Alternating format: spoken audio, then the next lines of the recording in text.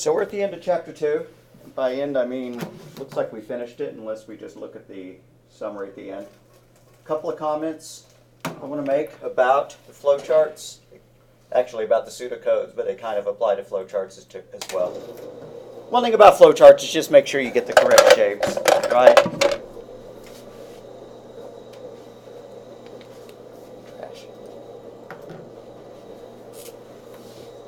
Calculations go in that shape, not that. So A is equal to 3 plus 1, whatever. Make sure it goes in that and that. Similarly, don't put your output in a rectangle. If you want to put a comment, unless the book is showing otherwise and I hadn't noticed it, not a hexagon. Maybe I'm wrong about that. If so, let me know. I'd rather see a comment in the form of, a brace or some text on the outside. Also, just like your pseudocodes, all flowcharts need to have your name on them. That's pretty easy. Just drag a text block out there.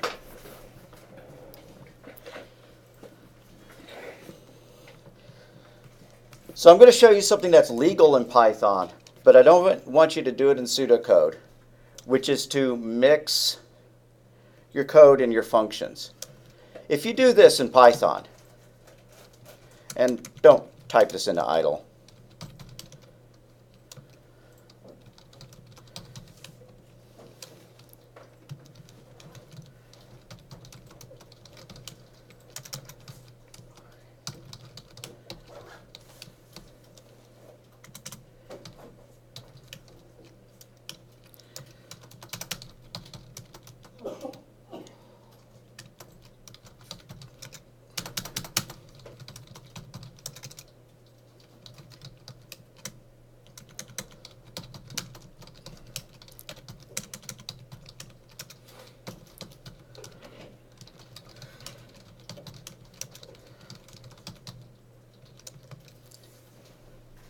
This will actually, unless I made a typo or something, compile and run in Python.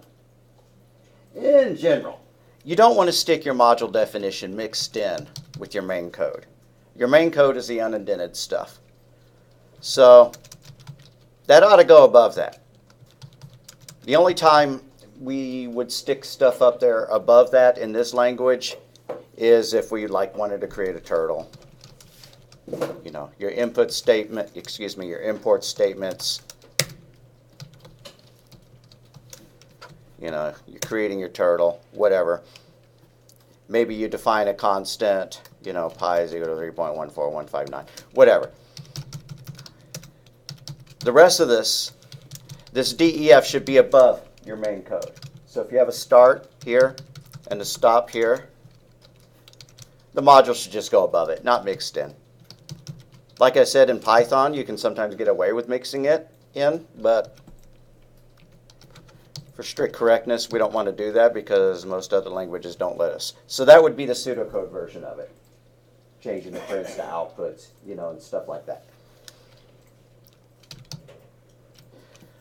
Another thing is that on flowcharts, I'd see a block that said convert, BMI or convert temperature. That would be one block, and then the next block would actually have the temperature conversion. Celsius is equal to F, minus 32 times, whatever, like that. You don't need two blocks. Just put the one block. If you want to put a comment in that same block, you could do that. Make one block that says convert temperature, hit Control Enter, and then say Celsius is equal to F minus 32. Does that make sense? As always, revise, re-upload if you want. Also, assignment. I believe it was assignment, the BMI one.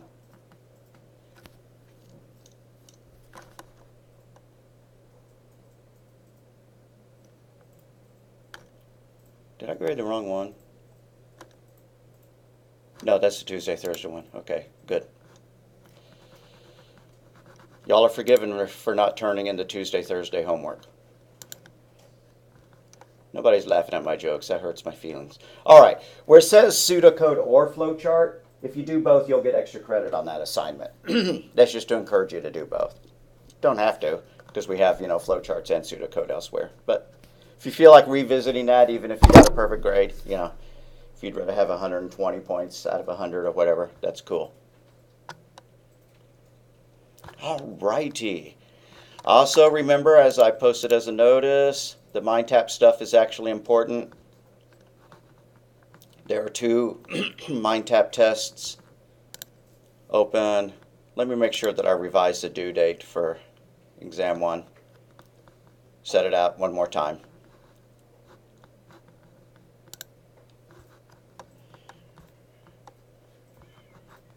March 5th. Okay, that's obviously not correct.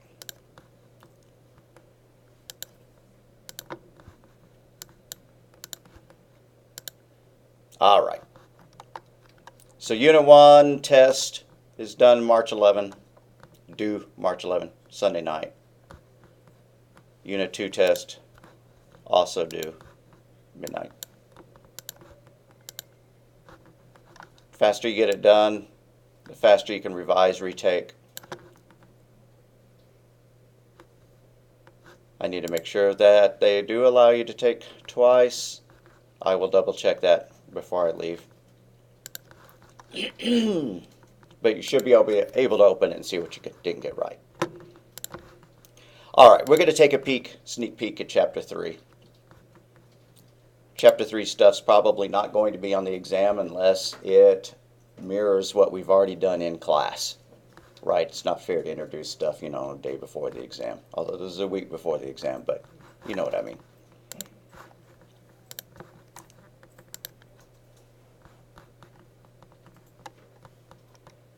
By the way, if there are any questions over the homework, let's hang out afterwards.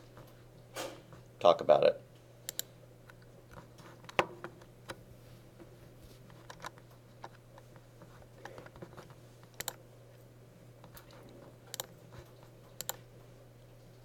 So, understanding structure.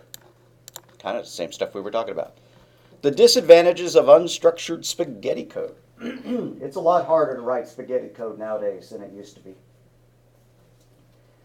There's a statement called the go-to statement, which is not supported in most programming languages. But the way that would look is something like this. Input height.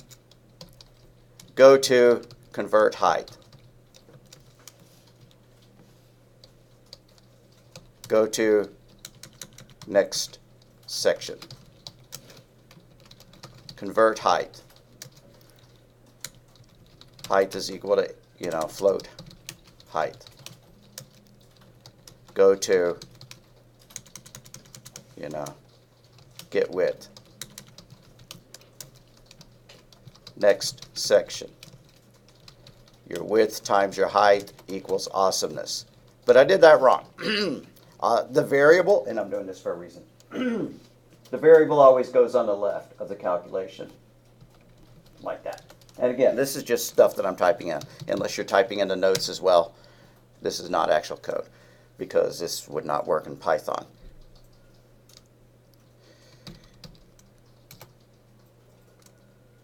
Okay, so anyways, this is not a legit program. Doesn't work.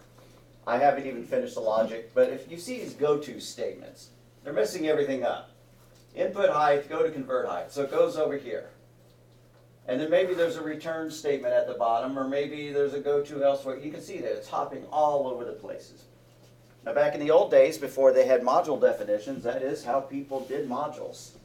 Something akin to that. They had go-to statements, and they would go to the module, and then the module had to figure out how to go to, or to return back out of it. That's spaghetti code. Spaghetti code because, the order of process winds all the way through it. You can't really write spaghetti code like that in Python.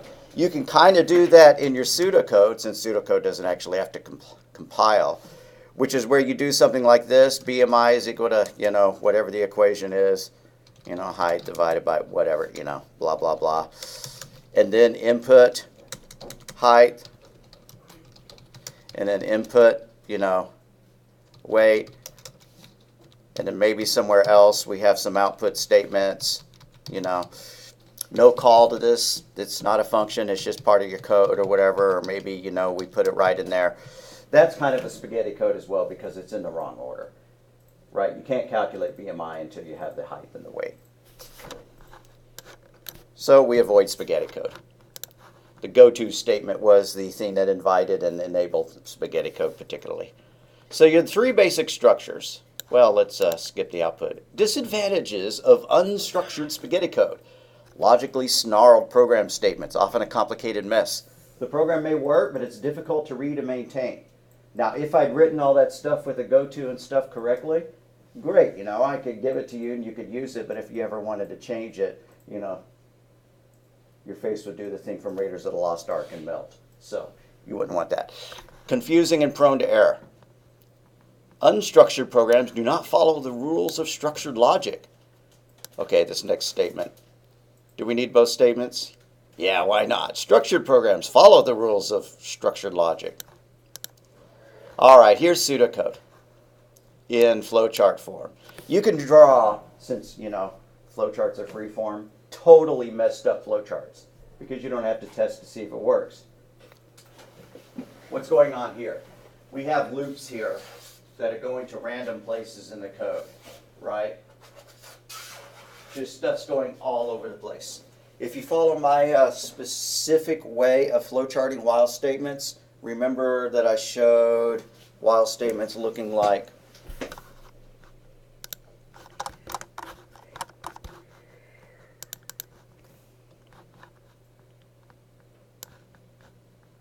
Are you really only recording that part? Okay, great. I see little green markers saying that I'm only grading that. Only recording that. I'll have to remember that. That's a drag. I wonder what's going to happen if I change resolution on the fly. Is it going to blow up? I will be impressed if it lets us do this without crashing.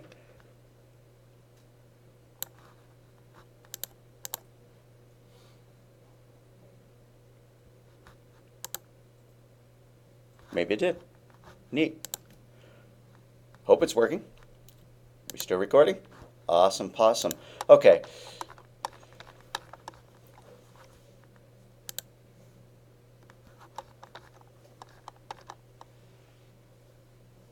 So where's my cheat sheet? Alrighty.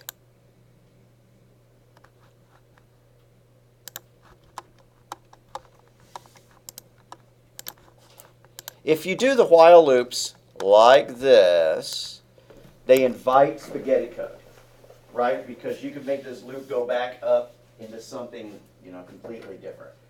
Really, your while statement ought to loop, and it's improper if it doesn't, straight back to the while block. And that's why I used to teach it going for the bottom and then erroring directly to the while block. So when you loop, make sure that your loop goes only back to the while statement and not some intervening statements before the while statement. Because otherwise, you can't implement it in code. Just because you can draw something, you can't implement it. Just like, you know, Harrison Ford said about George Lucas's writing when he was complaining about the lines in Star Wars. You can type this stuff, and he used a euphemism for stuff, but we can't say it. So, you know, anyways, you can draw stuff that you can't implement in code. Specifically, your while loops need to go back to the while statement. And if we look at the PowerPoint, you will see places where that is violated all over the place.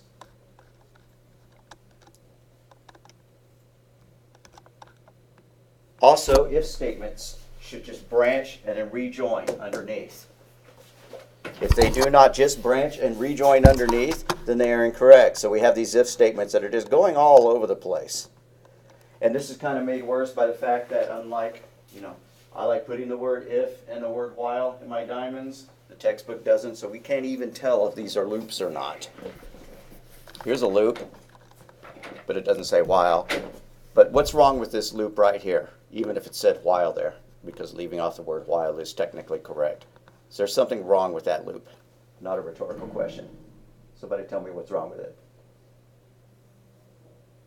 What did I just say 3 minutes ago about loops? The arrow needs to do what? It needs to have some stuff and then go straight back to the while loop.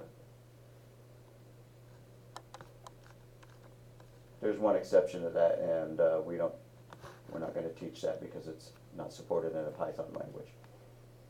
Also, if statements should branch off and rejoin right below, not just go off willy-nilly like, where's Waldo?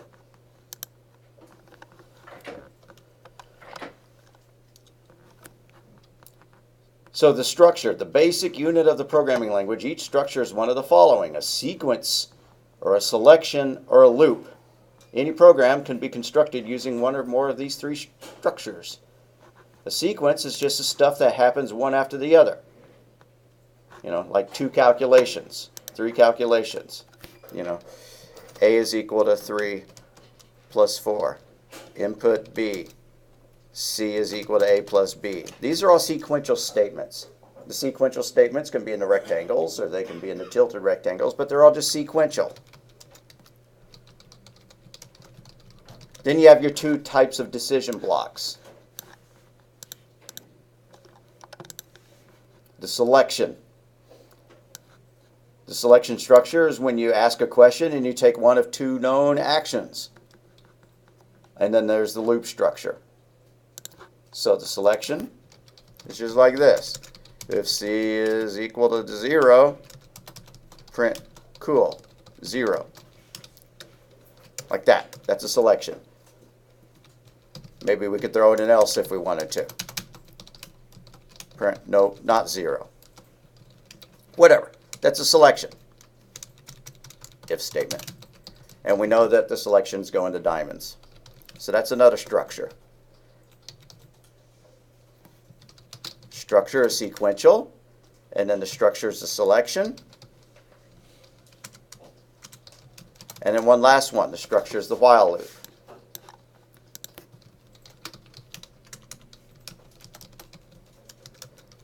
While while C is less than, greater than 0, do something.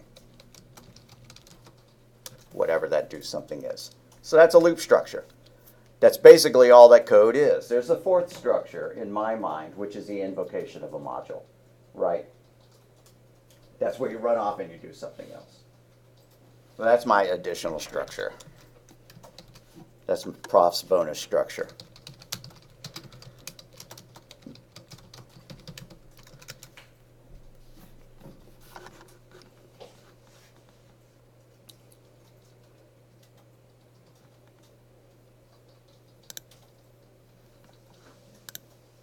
So, sequence structure, blah, blah, blah. Selection structure. And all of this stuff is a rehash of what we've already learned. So this is fair game for an exam. Just recognizing this shape. What is it? I probably won't even call it a selection structure. I'd call it, is this an if for a while? And you'd pick, oh, this is an if. So the selection structure, there are dual alternative ifs. And I'll show you an example of that. We've been talking about if-else's recently, but you could do this. If C is less than 0, print freeze. And then if C is greater than 0, and there's a bug in this, print not freeze. So you have 2 if statements. You have 2 optional chunks of code that are dependent upon that variable. Now the problem with this code is that what if C is exactly 0? Is 0 less than 0? No, 0 is not less than 0. Is 0 greater than 0? Nope. So, is it going to print freeze or not freeze? No. You need to decide which one of these is true. Yeah, you could do one more, and whatever. Or you could just use an else. Or you could use like that. If it's less than 0, you do one thing. If it's greater than or equal to 0, you do something else. You just have to handle that edge case. That edge case is what splits, the behavior. You have to figure out whether, 0 is freezing or not freezing. Honestly, I don't know which. Kind of a transitional state, right? So anyways, The proper way to word that would be if C is less than 0.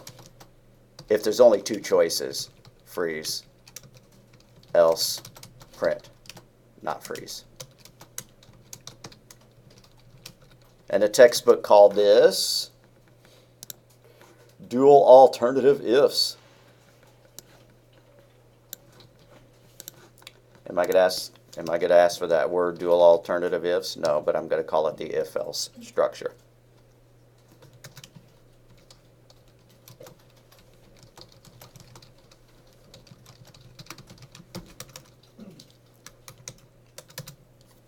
Now you can chain if statements that don't depend on the same variable, right? What if you had this logic? If hunger greater than 0, print I am hungry. If money is greater than 0, print I have money. If hunger is greater than 0 and money is greater than 0, print let's go out to eat. Let's go buy some food. Alrighty. You see these two things? This is not an if-else structure because they don't depend on the same variable. It's not if hunger greater than 0, say I am hungry, else I have money. That makes no sense. So this is not a dual alternative if. It's not an if-else structure, and you wouldn't try to write it with else. You just do one, and then the second if would do something else, and then this third if is based on, both variables. No if-else is involved there. Excuse me, no else is involved there.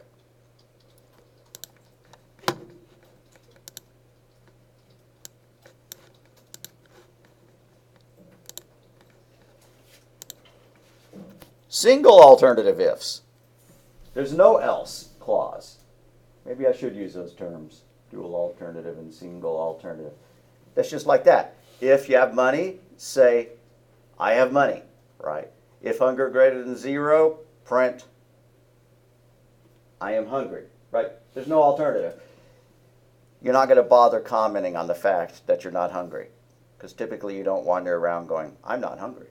I'm not hungry. People would look at you pretty oddly if you did that. So these are single alternative ifs right here.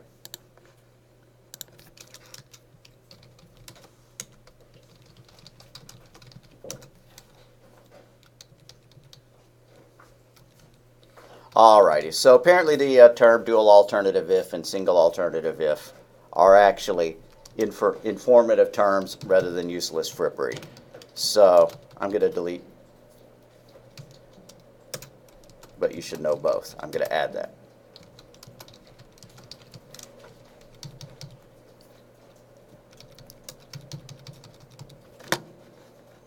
Single alternative ifs don't have else's. It's either all or nothing, right? You're either hungry or you're not. You're either hungry or you don't say anything. They call that the null case. If it's not true, don't do anything. If you're not hungry, don't do anything. So that's the null case. Here we go. This is a selection structure for a single alternative. If hungry, do something. Say something. If not, that's the null case. Don't do anything. Notice that they join back together. They don't jump off into separate, different parts, wandering else around the flowchart. They just hook immediately back up together as soon as possible. So the loop structure repeats a set of actions while the condition remains true, also called repetition or iteration. The condition is tested first. That's known as a while loop. And we've seen this already. We use this to let our program continue or not, right? Do you wish to repeat? If they typed in a Y, then they did repeat. So that's a loop structure. While repeat is equal to yes, do some stuff, and then input or repeat is equal to input. Do you wish to run again? Y/n. Like that. Now there's one problem with this code, which is that if we get to this line and we haven't already defined repeat, it just won't do anything, or it'll crash, right? That variable has to have been defined first before you can check it, right? If you don't have a wallet, you can't check to see if you have any money. If you don't have a repeat variable, you can't see what your repeat variable is. So that's why you initialize your loop variable beforehand. And you set it equal to something that'll let it go into the while loop. Now this is the specific part of the while loop structure. You have a Boolean condition. A Boolean condition is one that evaluates to true or false, because the word Boolean means a true or false value. It's a form of math invented by mathematician George Boole, in which there's only two numbers, 0 and not 0, which computer programmers have then turned into false and true.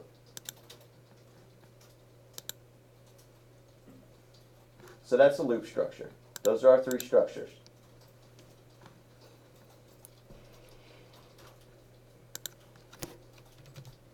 So just a hint, be able to list three structures of programming.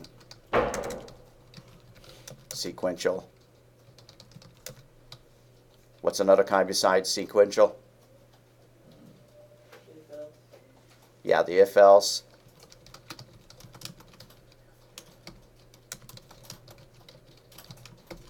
Which we're going to call selection, but if you put if-else on your exam and it was fill in the blank, I'd count it right. And then lastly, that one right there, loop.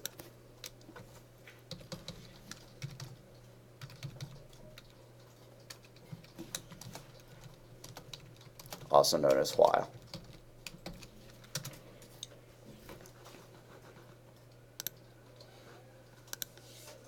The loop structure. Just make sure you don't have anything between that arrow and that one, which is why I like to draw the line actually hooking back up into the diamond. While the test condition, do some process. The textbook shows pseudocode ending in the word end while. I like that. It's just that there is no end while keyword in most languages. In Python, the end of the while is just determined by the fact that you stop indenting. In other languages, you have these curly braces. An opening curly brace opens this code and then closes that code, and that marks the beginning and the end of the stuff. But strictly speaking, if we're going to flowchart, if we're going to pseudocode the way that the textbook does, we would do it like that.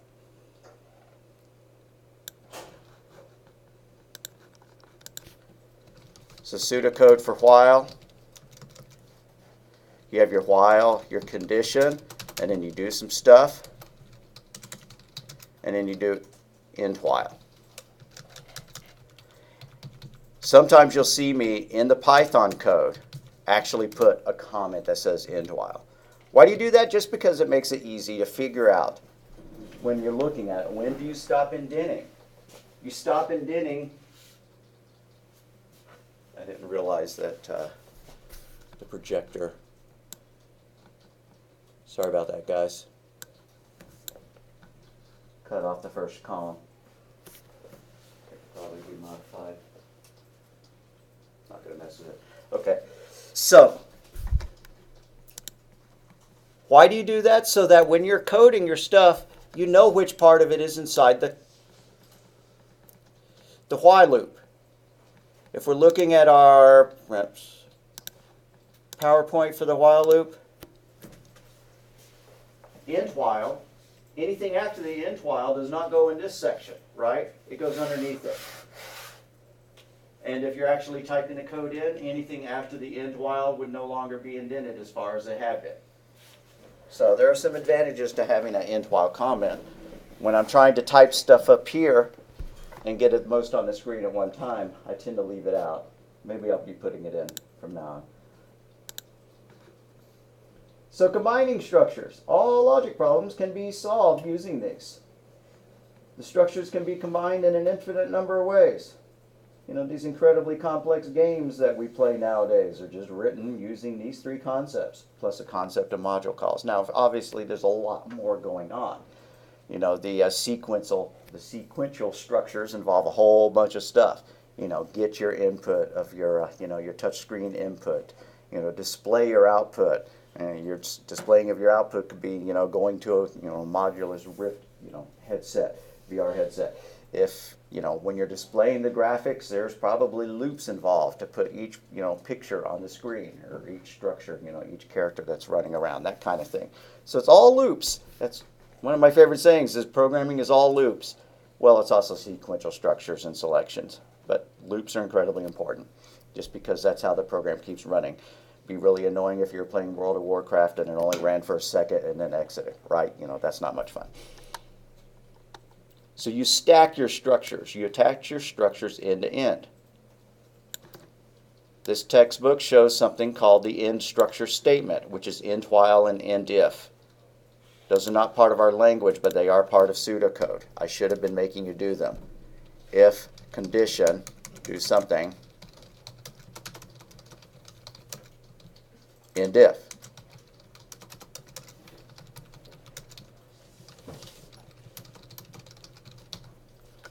So the textbook calls that end if and that end while the Instructure Statement.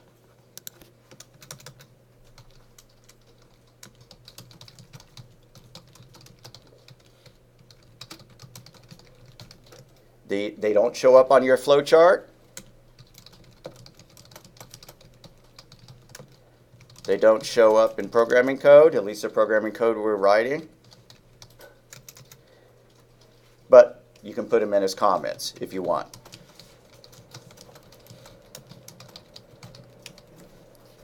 They're just for logic's sake, just for your eyeball to know when to stop indenting.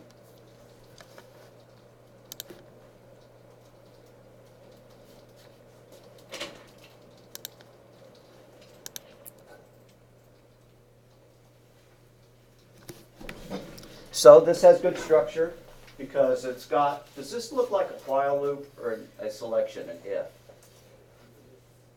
It's an if, right? Because it doesn't loop back to itself. The only time that, you draw a line going back up above is if it's a loop.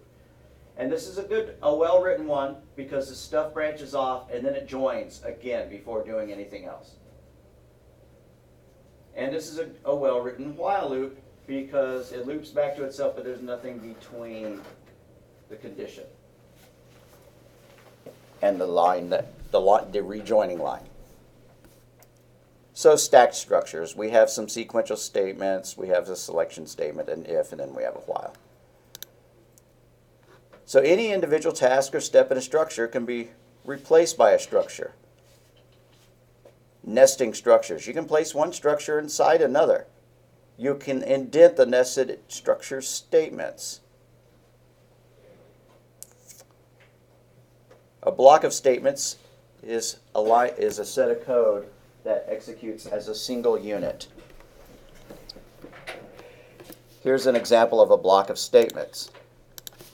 Say we write something called getHeight. We're going to write a module called getHeight. And so we could do height is equal to input. But first we need to tell the user what to type in.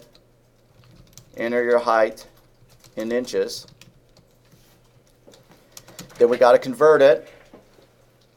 Height is equal to float height. And then we need to return it, that value, so we can use it somewhere else. This is a block of code. It's several statements. Those first three lines, other than the return, could be written as a single line of pseudocode. Right? Define get height in our pseudocode, input height, return height. That's what it would look like in pseudocode. Except return is not indented. And I keep forgetting that. So I'm not going to go nuts on your grade if you forget to do that. This is the Python version. And just remember that these three things are conceptually one unit of code. So that's the block of code. A block of code can be 100 lines long or 1,000 lines long. Everything that's inside that module is considered to be inside, the module code. It's the block of code that's assigned to the module. But in that case, you're conceptually putting a lot of stuff into one module. That's okay. You can nest structures. I'm going to do a nested structure. If age is less than 18,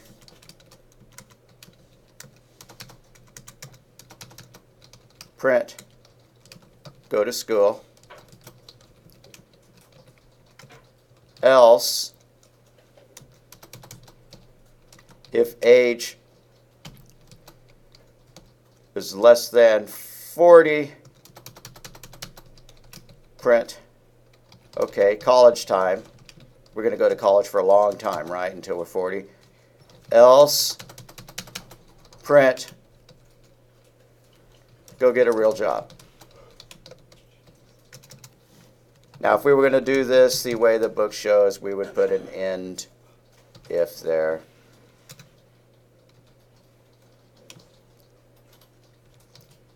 Something like that. But anyways, we have a nested structure, right? We have an if structure that's embedded inside an else block.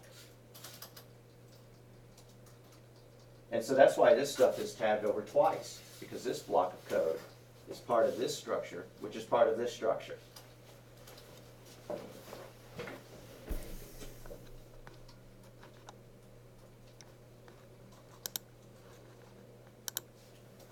So here's a block of code. Is the condition true? Yeah. Do steps J, K, and L. Nested structures. All three of these are part of the selection, the if. Here's another one where we have a while loop inside the if. While condition, no. If x is greater than 0, print x. While x is greater than 0, x is equal to x minus 1. We have a while loop that's embedded inside the if statement. So end while, end if.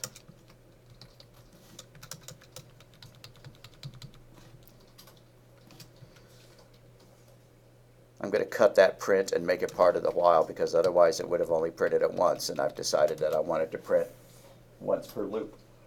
So there we go. That's a nesting of a while inside of an if.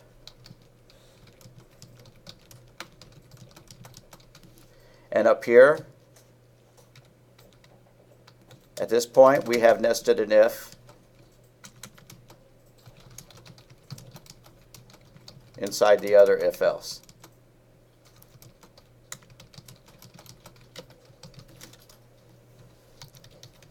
So we've nested a selection inside a selection. Here we've nested a loop inside a selection.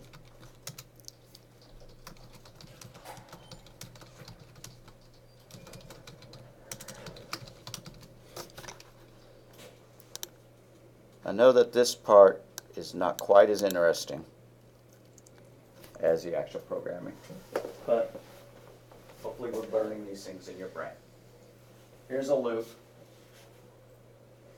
If this condition is true, then go and do some stuff.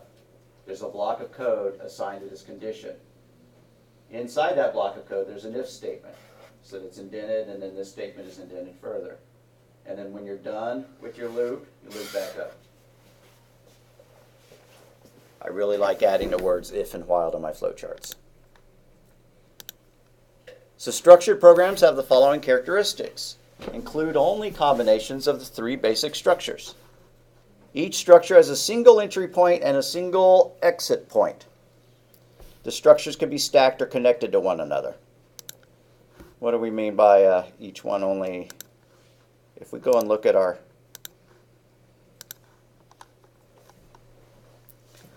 right, there's only one entrance and there's only one exit. You don't have lines going off in 2 or 3 different directions. This is a sequential stuff. So it's just one after the other. How about the decision statements, the selection statements? They still only have one exit. This is the if, and you do something. This is the if else. You do 1 or 2 different things based on the decision. But they still join back up. So there's still only one exit point from that structure. Same is true of the while loop. While the condition is true, do some stuff. It could be 100 things. And then you have the line come back up to the while again. And there's still only one exit. One entrance, one exit. The only difference, the only time that you would conceptually have more than one entrance into a block of code is if you define it as a module. Because you could call that module 10,000 times in 10,000 different places, 10,000 different programs. But it's still going to just have a, like one terminator up at this beginning, another one at the end.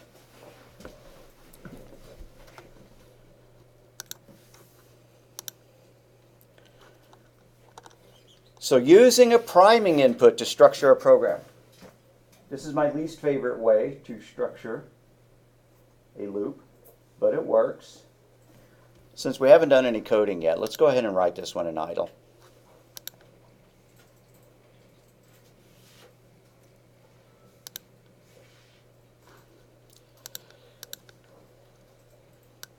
This program is going to just be one of those that adds up numbers.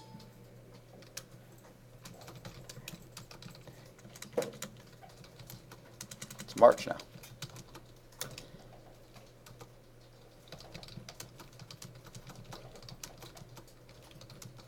So this is a program that adds up a series of input numbers. We have to do some housekeeping up at the top. So I'm going to do some declarations. Total is equal to 0. I have to declare that up above because we can't add something to the total if we don't have a total to begin with, right?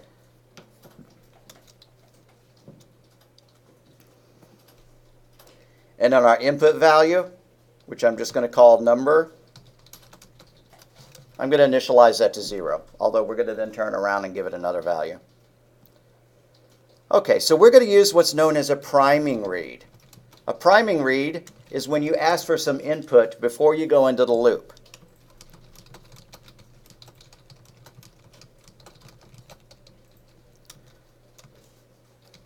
So print,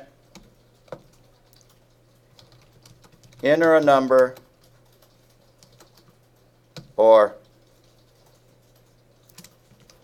-99999 to stop. Apparently we've decided that's invalid data. That's going to stop the loop. Now I've asked this question a couple of times, but what do you call an invalid piece of data that is used to end a loop? Come on, guys. 25 students in here, somebody remembers. Signal value?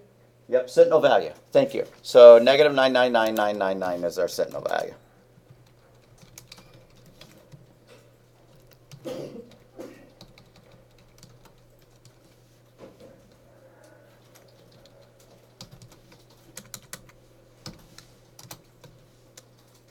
You know that those words sentinel value there, even though they're off the side of the screen now.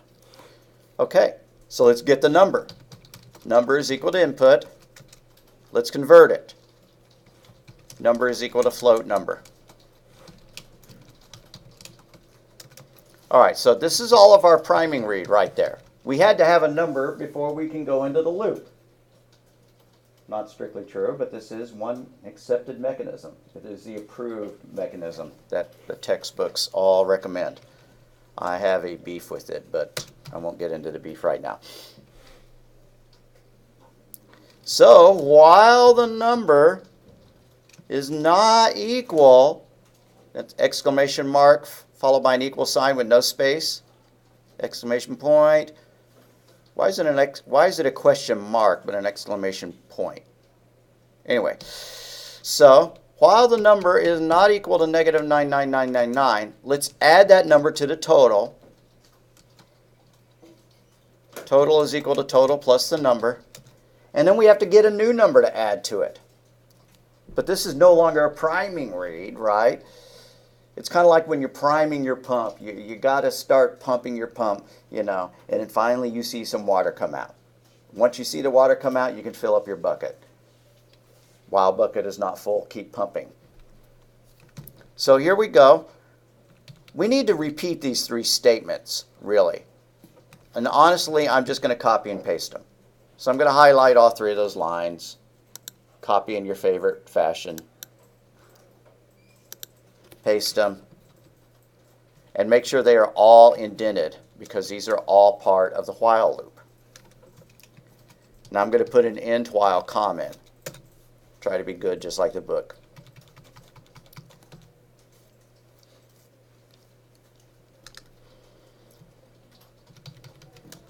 I guess I'll put a comment here that says loop for adding numbers.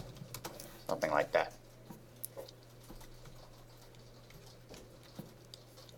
The last statement down underneath all this stuff just needs to be a print total.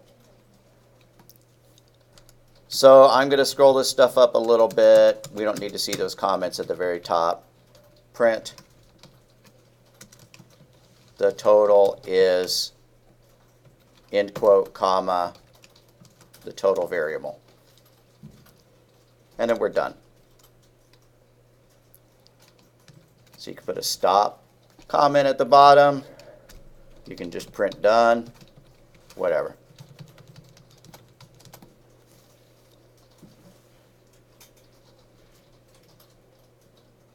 So that's our program. I may have made syntax errors, so I'm going to do a save as, put it in the right directory, march5.py.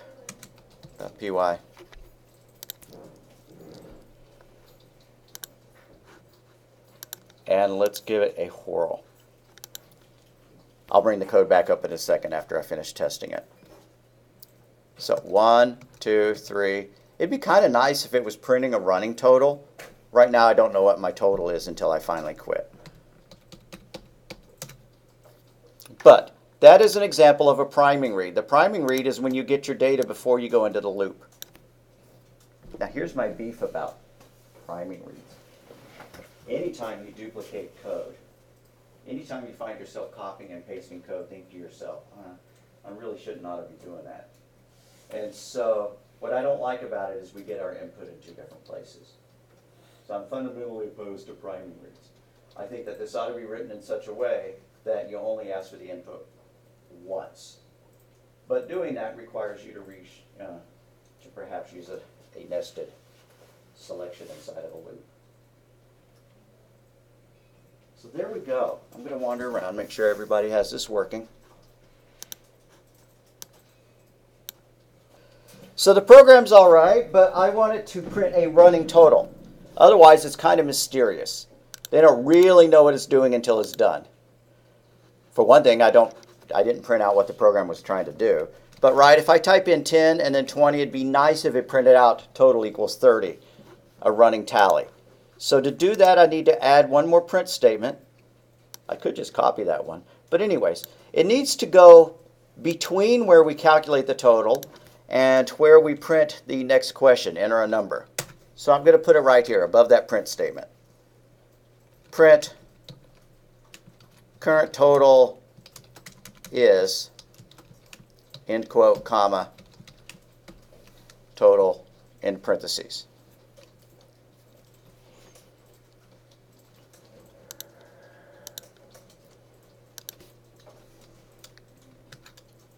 All right, I like that a lot better. I can see what our current total is. That's useful information. I shouldn't have to stop the program. It'd be like if you had a calculator and you didn't get to see your, and you did 20 calculations in a row on it, but you never got to see the output until you finally hit the enter key, a second time or something like that.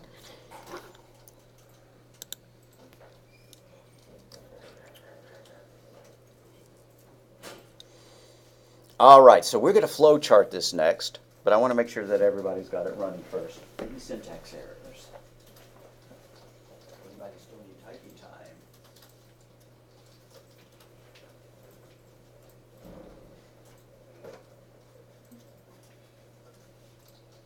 See some highlighted there. Yep. Okay.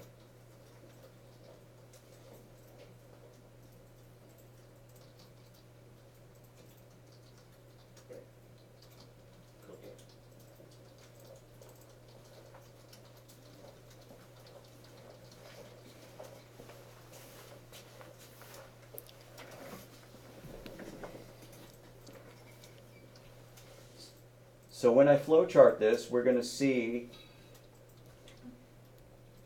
the while loop, and we're going to see the priming read up above it, and then we're going to see another read, I'm using the word read, input as well inside the loop. See, they're using these terms interchangeably.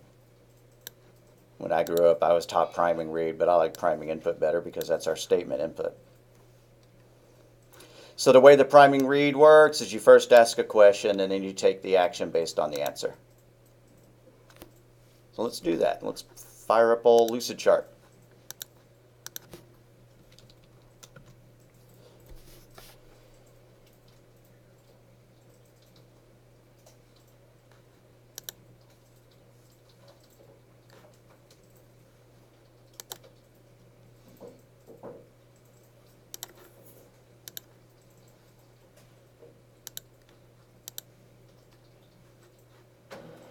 So once you get Lucidchart cranked up,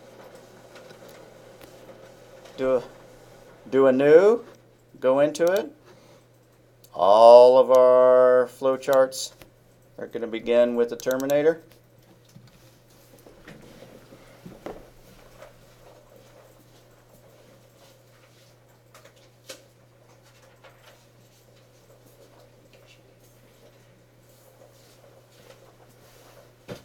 Now, according to our code, what's the very first thing we do?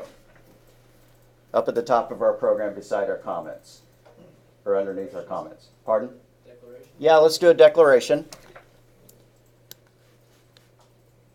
Declarations are just another process, like everything else. So I'm going to grab the process block, add the word declarations in it. I guess they have the word S. Total is equal to 0. Number is equal to 0. And I could take the time to left justify it if I wanted it to be pretty. I could highlight all that text, come up here, and where you see that thing that says alignment, I could choose to left justify it. I don't know. I'm going to undo that. All right, there we go.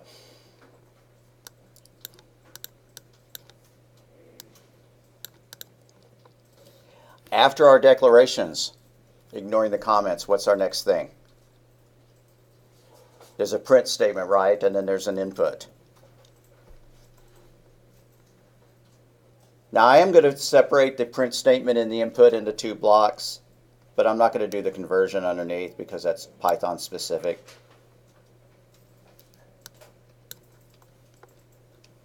So print or output, whatever, output, enter a number, or negative 9999 to stop.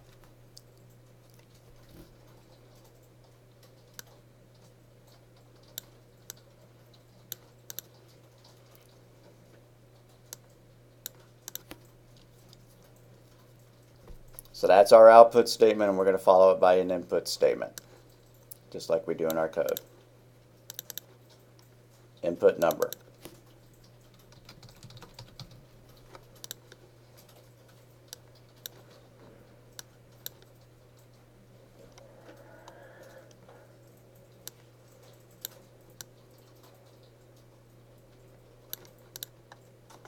And then you get frustrated because the lines are all wiggly, but I'm not going to take the time to fix it. Alrighty, after we enter our number and convert it, which I'm leaving out, like I said, it wouldn't be incorrect to put it in. If I wanted to add the conversion step, what kind of block would I put in it? What shape would it go in? It would be a rectangle. It would be a process block because it's just math. I'm going to leave that out though. Okay. So let's do our while. Textbook leaves out the word while. I'm going to put it in. While the number is not equal to negative 99999. And if you want, you can use Control-Enter to format your line breaks a little bit better.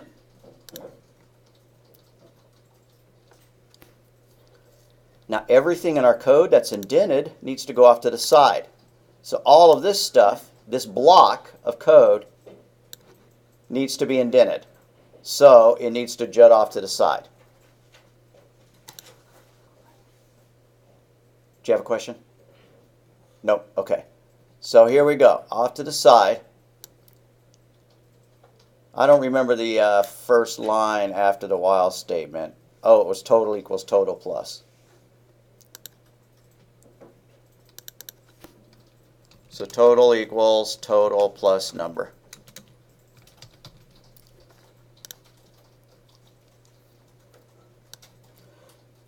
Now that I'm thinking about it, a better Sentinel value would actually be the word quit, right?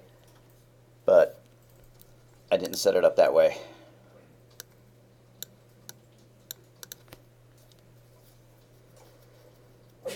Then, what did we do after we calculated the total?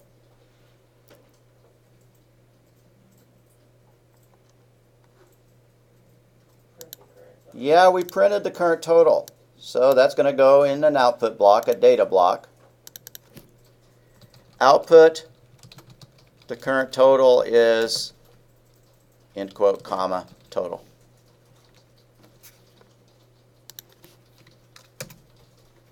And I don't care if you perfectly make the text fits in this shape, it just looks better.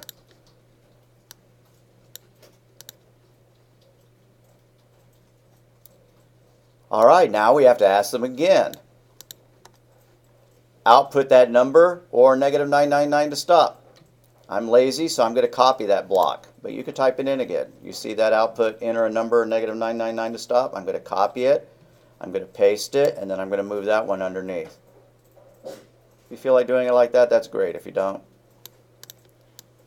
because it wouldn't have taken that much time to type it, right?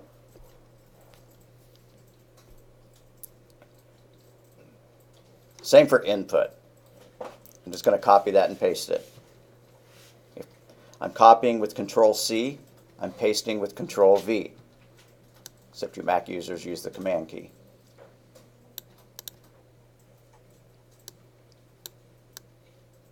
By the way, if Lucidchart ever starts looking dumb and instead of letters it's displaying black rectangles, stop using Firefox just for this program. They may have fixed that bug. I haven't tried it recently. Now the book would show wrapping the line on the other side and going up to the top like that above the while. I'm going to do it like that. You feel like doing it that way, that's great. If you want to draw the line jutting off to the right and moving above it, that's also cool. Okay, I'm going to do it bookways. So I deleted that line. I'm redrawing it to go like that. So that's my flowchart except for the terminator so far.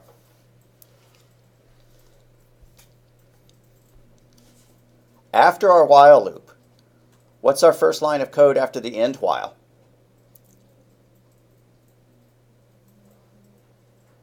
It is a print statement. Print the total.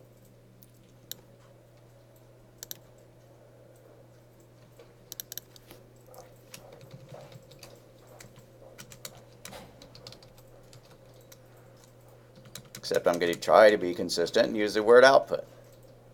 Output total, or I could actually put the whole string, right? Output, the total is, end quote, comma, total.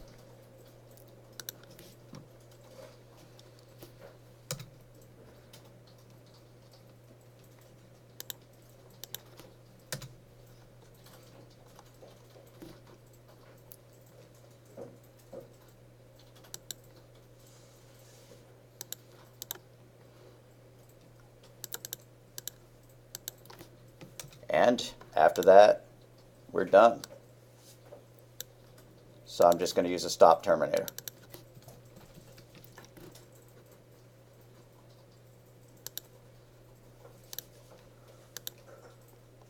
Alright, except for the fact that you can't see the start terminator and the declarations. That's the rest of the flowchart. So I'm going to make a Dropbox. Go ahead and save this. File, save, Give it whatever name you like. March 5 is a perfectly good name. Actually, I'm going to do file save as because it didn't give it a name when I did that. So file save as March 5.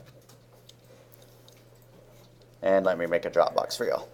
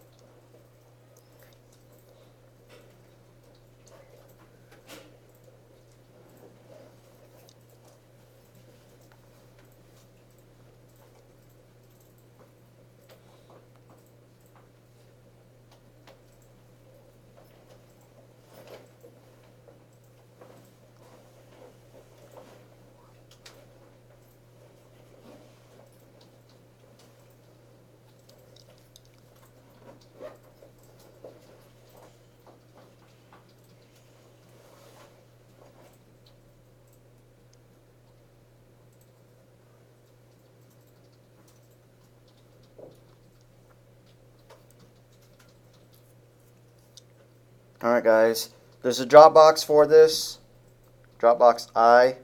Go ahead and give both the Python code and do a file, download as, and upload a PDF.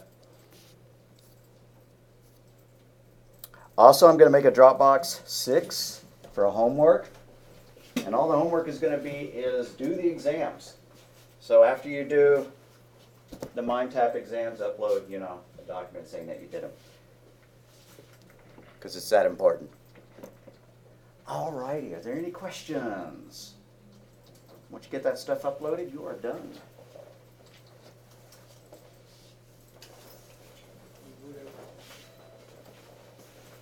Oops, sorry, I had this blocking off the screen.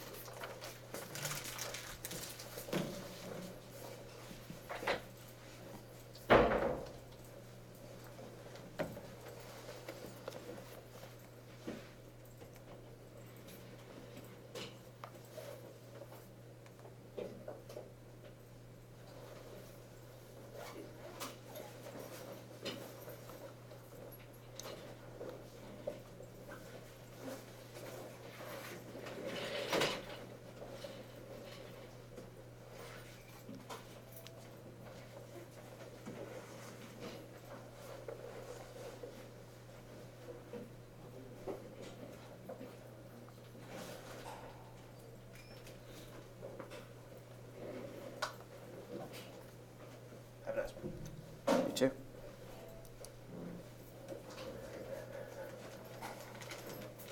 On that MindTap thing, you said we could retake it? Yeah. How many times do you get to... I'm going to try to make it unlimited. Alright. Yeah. Sorry. You can use the book in there, right? Yeah, absolutely. And in our exam, so, yeah.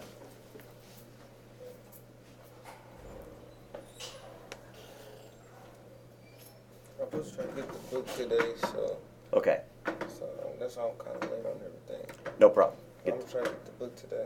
That would be good. Well, I can go online. Right. You get the MindTap. You registered on MindTap, right. Okay. So you just follow the link and you can buy it at that point. All right. Okay.